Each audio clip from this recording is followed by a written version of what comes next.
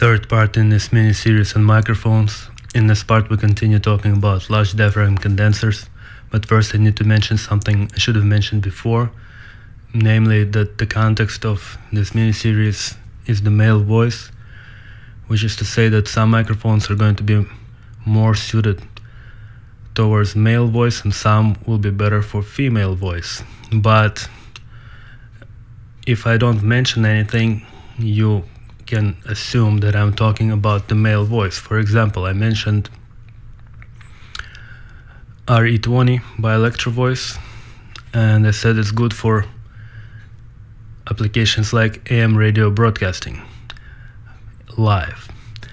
Well, actually, I also think that it's more suitable towards the male voice because it tends to produce a kind of raspy sound, which almost makes it seem as if everybody who uses this microphone is a heavy smoker, and I don't think that a lot of women would appreciate that sound. So this is something you have to think about, namely, just because a microphone may be good for somebody else doesn't mean that it's good for you. And specifically, as I said, in this mini-series I'm focusing on the male speech. So if you're a female, you should be extra careful interpreting what I'm saying here. So last time I mentioned that large diaphragm condensers are significantly more expensive to produce than pencil microphones, and this is true even for single diaphragm designs. Despite this, large diaphragm condensers are extremely popular, remain extremely popular, and as I said, dominate certain areas such as recording solo vocals or voiceover. Actually, large diaphragm condensers are even more prominent for recording solo vocals than for voiceover. So why are they so popular if they are so expensive? So I guess this will require going into some physics. Although I certainly do not claim to understand all of the reasons, or maybe even most of the reasons, why large diaphragm condensers are so special, but I will share with you what I do know. So obviously this has to do with the size of the capsule. Generally, once you get to about maybe a quarter of an inch size of condenser capsule and up, the larger the capsule, the more complex it's going to be and the more expensive to make and for you to buy. This is kind of similar to the way, let's say, sensor chips for cameras are priced. The main factor is going to determine the price, it's just going to be the physical size, but for completely different reasons.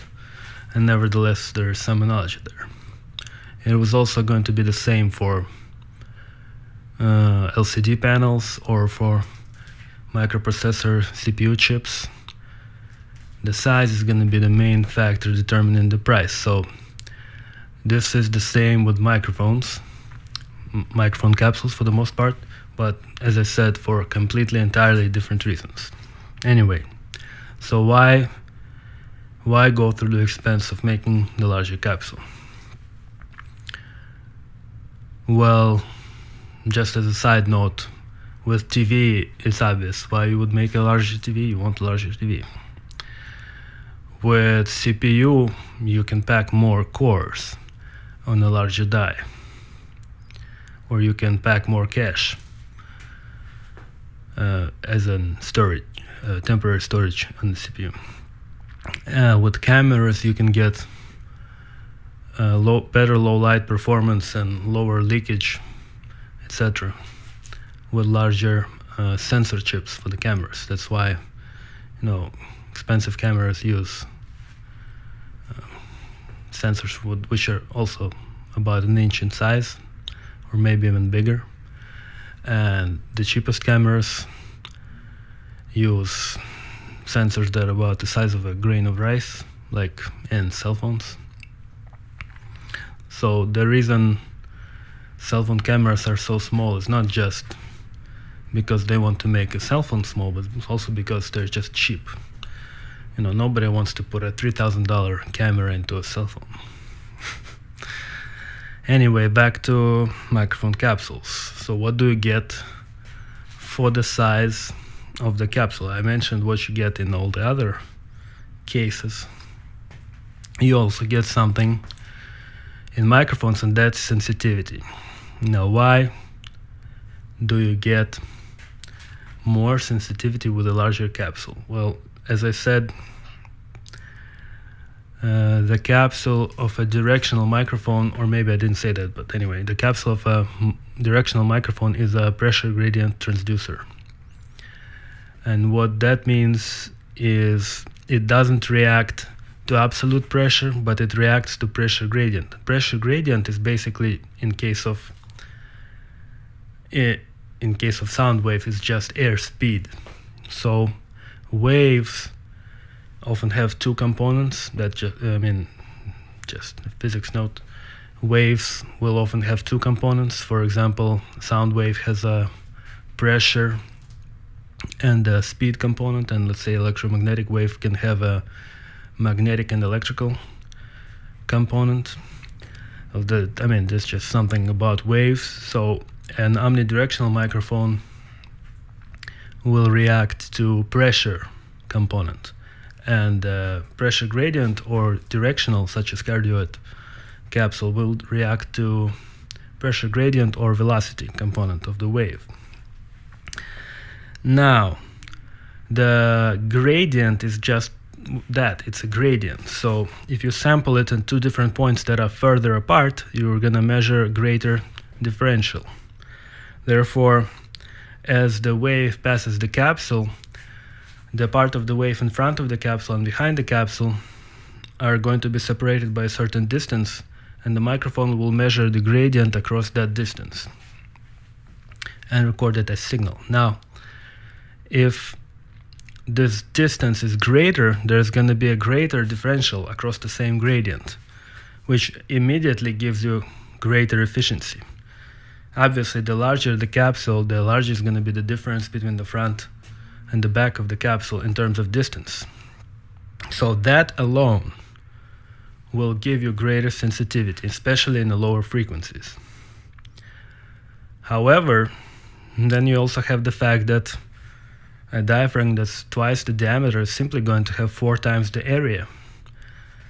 As well, a diaphragm that's twice the diameter is probably going to be able to, at low frequencies, deflect twice as far, giving the same pressure, because it's just going to be more flexible due to its geometry. So you have double sensitivity from more gradient sampled, greater part of a gradient sample, double the sensitivity from double the deflection, and 4 times the sensitivity from 4 times the area. So that's already 16 times potentially. I'm not saying that in reality it's going to be 16 times as sensitive, but you can see where the gains begin to appear. Now, most of these gains are going to come at lower frequencies. If you're sampling, let's say, a 20,000 kilohertz wavelength, you're not necessarily going to realize the difference, the extra sensitivity from the extra phase delay, because already the wavelength is smaller than the size of the capsule, so that doesn't work. Also, the extra flexibility of a larger diaphragm also is not going to be a factor at those high frequencies, probably. But you're still going to have the 4 times the area, so you're still going to have some benefit. So there's going to be extra sensitivity from a large capsule across all frequencies, but more extra gain at lower frequencies. So a bigger capsule definitely has higher sensitivity. Now, why should you care? Can't you just turn up the gain at the preamp or software or as somewhere else? Well, sure you can, but you're also going to turn up the noise. There's going to be some intrinsic self-noise, whether in electronics or even the air molecules moving around and striking the microphone. And the more you boost the level, the more noise you're going to get. So it's much better to have a more sensitive capsule that produces more signal, that you don't have to boost as much, and then you end up with a cleaner recording, meaning recording with less noise. In this respect, actually, this is pretty much a straight analogy to camera sensor chips, because in camera sensor chips, the larger the sensor, the more light you capture, meaning the greater essentially signal you have, and so you end up with needing to boost it less, and you end up with less noise in your image. So in this respect, as I said, the analogy between camera sensor chips and microphone capsules is pretty much 100%. Where there is no good analogy that can be made is why camera chips are more expensive when they're big, and why microphone capsules are more expensive when they're big. In case of camera sensors, you could literally just make 4 smaller chips instead of 1 chip that's twice the size. I mean, it's just the way they're done is they're printed on a wafer, so you can cut the wafer into many small pieces, then you have many chip sensors, or you can cut it into a few big ones, and then you have a few expensive chips. In case of microphones, the cost comes not purely from the size, but rather from the complexity, because for reasons that I'm not going into right at this very second, the complexity will increase greatly as the capsule size increases. And once you get to about 30 millimeters in size, you can't even push it any further. So it's a completely different scenario. Whereas in camera sensors, you could make it bigger and bigger and bigger, and just would keep getting exponentially more expensive. But in microphones, you sort of hit a wall at about 30 millimeters, and you just can't really make it any bigger. So as I said, 25 millimeters is about where most large diaphragms are going to be at. So now let's talk about frequency response. I'll address the low end or bass first. The way microphones work, or at least most microphones, is that the capsule itself will pick up less and less signal the lower the frequency. Because if you, for example, think of a gradient transducer, the lower the frequency, the longer the wavelength, the more shallow the gradient, so there's just less pressure differential to work with. So it's going to be less and less signal picked up in the capsule. However, that's not a problem at all, because, as I said, the limit is the noise, and the noise of electronics tends to be white noise, meaning noise that sounds like hiss and is mostly concentrated in high frequencies. So because there is in white noise very little noise in the bass, you can just keep boosting the bass until you get it to the level that you need, and you're not really going to run into any serious problem with noise. So ultimately, the bass and the microphones is just electronic boost, and it's limited by noise. And once you bring the bass back, all the bass that was lost by the capsule, once you bring it back to a flat response, you basically have a noise profile that's flat as well.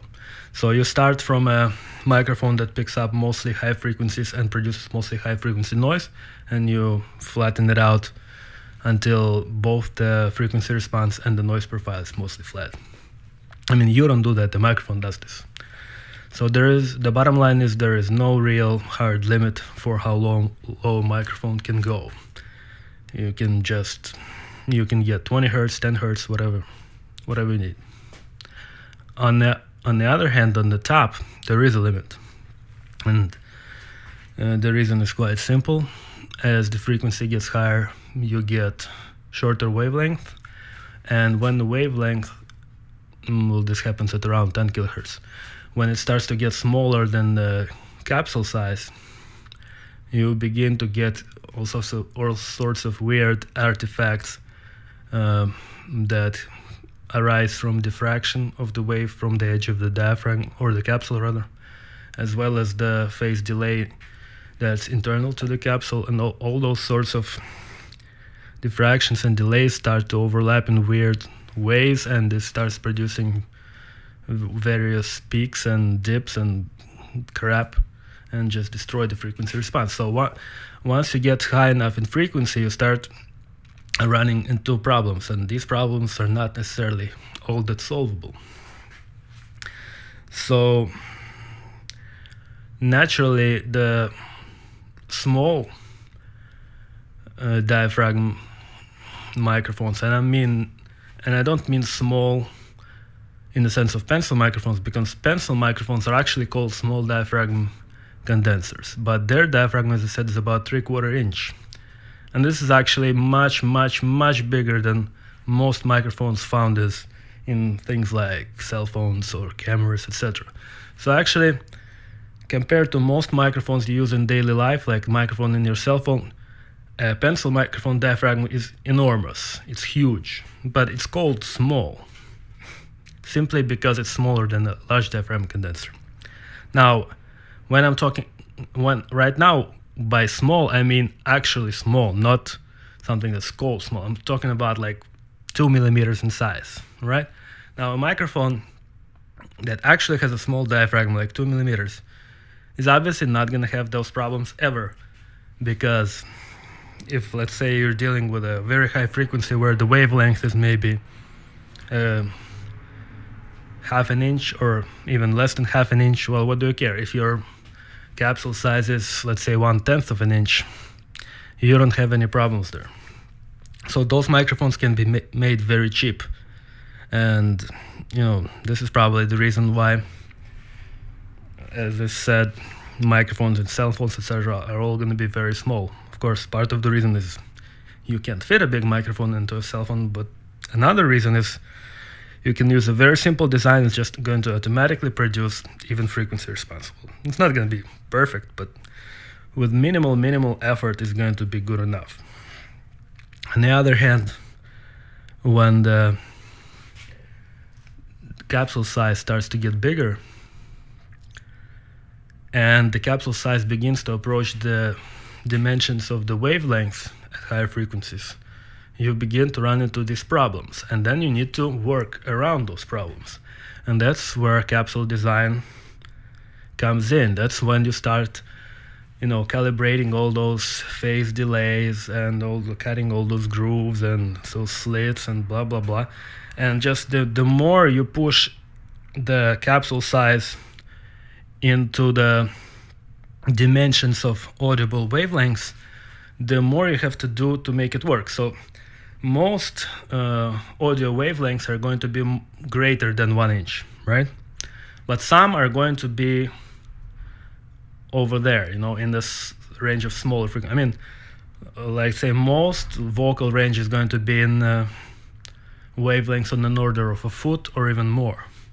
But there's going to be some overlap on the top where the wavelengths begin to get to the size of the diaphragm. So the easy way to avoid all these problems is obviously to make a diaphragm very small, so that its dimensions are completely out of the range of wavelengths of audible frequencies.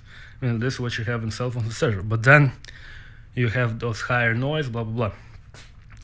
So you can either say, fuck it, I'm not going to deal with all this bullshit, I'm just going to make a 99-cent microphone that's going to have like a 1/10 of an inch diaphragm. Or you can say, no, you know what?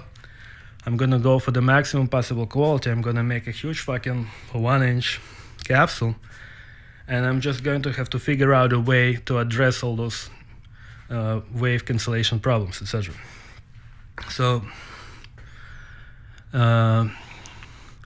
So smaller, and now by saying small, I mean pencil microphones. Smaller pencil microphones sort of naturally tend to produce flatter frequency response, especially on top, meaning above like 5 kilohertz or 2 kilohertz. But larger diaphragm condensers, they don't automatically get flat frequency response. In fact, they don't get flat at all. Instead, the engineer has to design a capsule in a way that's going to bring out the kind of frequency response that produces the best results. And this is very complex, and Chinese don't know how to do this, and that's why they keep copying 50-year-old German designs. Anyway, I think I got a little bit carried away there. Microphones are just too damn exciting, if you can believe that.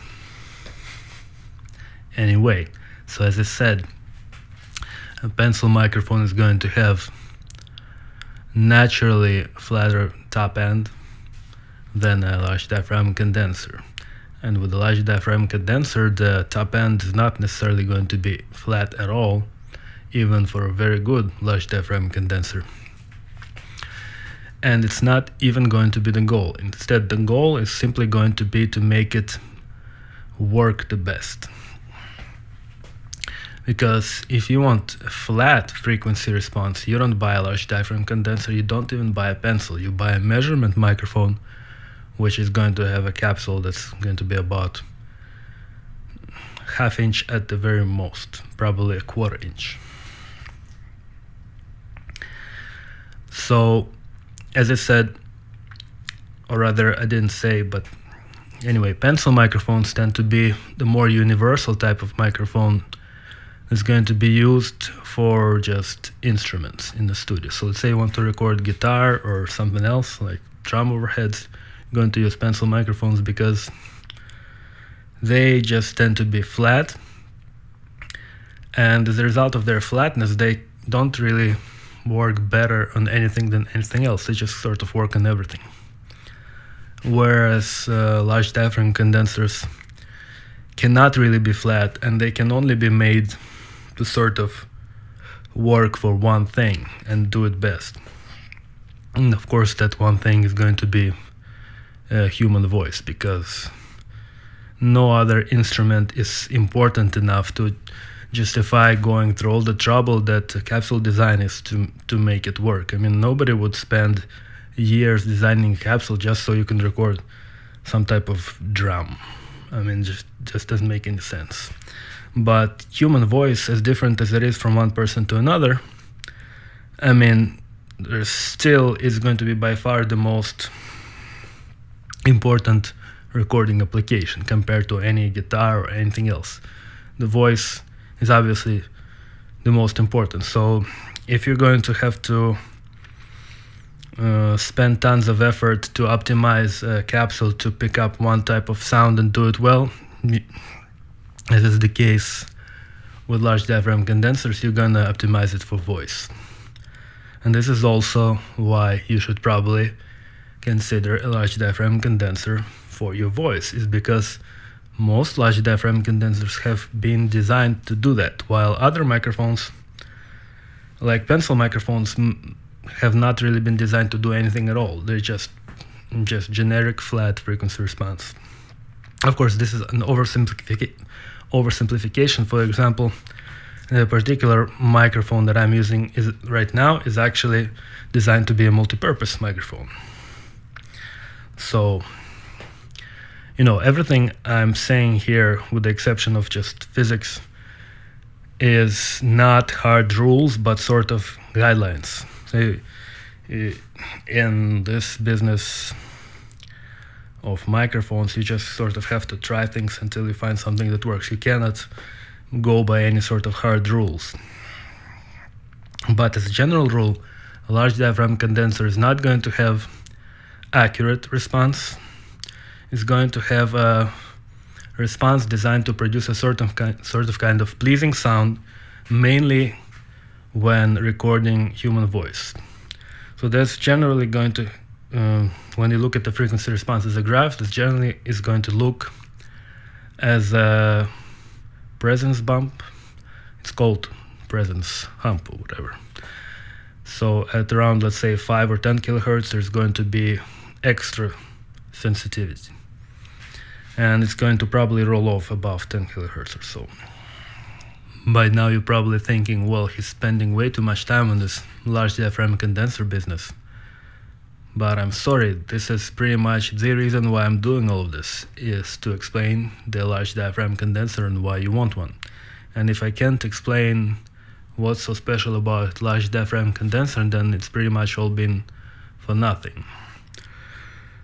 So picture at one end of the spectrum a measurement microphone, and another end of the spectrum a large diaphragm condenser, and pencil microphone in the middle. So a measurement microphone is a pure tool. It has no character at all. It's not designed to have any character. In fact, it's designed to not have any character. It just captures the sound as it is, and you can measure the frequency response of various speakers or whatever it is that you need to measure. And it will be absolutely flat across all frequencies. It's going to have pretty high noise, it's going to sound like crap. But it will be very flat and very accurate. On the other end of the spectrum, you have a large diaphragm condenser, which is more like a musical instrument than a tool. It's not really designed to be flat at all. In fact, it's designed to not be flat. Rather, it's designed to have a certain character. It's designed to bring out certain qualities in the source, meaning your voice. I mean, it's designed to make your voice sound a certain way, designed to make it sound good.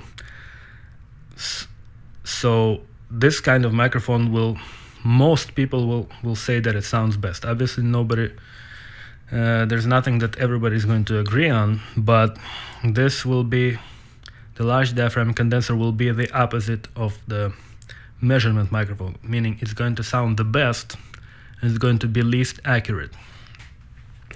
And in between those two types, you have the pencil microphone. The pencil microphone is going to be more accurate than a large diaphragm condenser and better sounding than a measurement microphone. So it's going to have a little bit of character of its own, and it's going to be designed to add a little bit of like extra polish to whatever it is recording, but very little. So it's going to be a compromise between accuracy and good sound, whereas the large diaphragm condenser, it just says screw accuracy, we just want good sound, and measurement microphone says we don't care about the sound, we just want accuracy.